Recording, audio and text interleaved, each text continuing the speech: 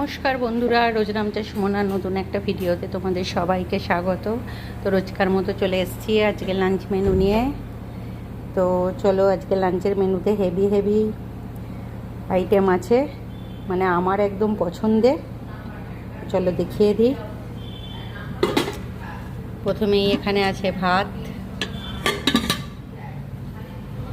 এখানে করেছি টমেটো, পেঁয়াজ, শুকনো লঙ্কা দিয়ে আলু চোখা, একদম লাল লাল করে করেছি।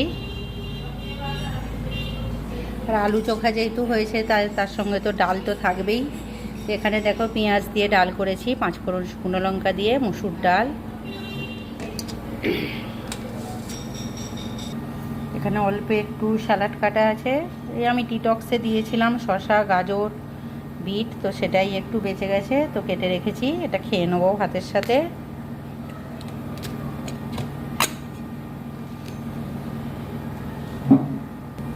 এখানে আছে পোস্ত দিয়ে শিম ভাজা। শিমগুলো মানে গরম পড়ে গেলেও শিমগুলো কিন্তু খুব নরম ছিল।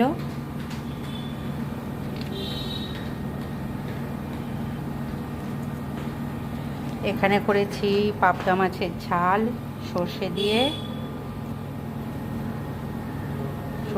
ঝাল করেছি, টমেটো, কাঁচা লঙ্কা, কালো জিরে দিয়ে। আর বানিয়েছি আজকে এই প্রথম বানালাম এই যে কচু শাক চিংড়ি মাছ দিয়ে। তো এই হলো আজকের একদম দুপুরের মেনু। কেমন লাগলো সবাই কমেন্ট করো, ভালো লাগলে লাইক শেয়ার করে দিও। টাটা।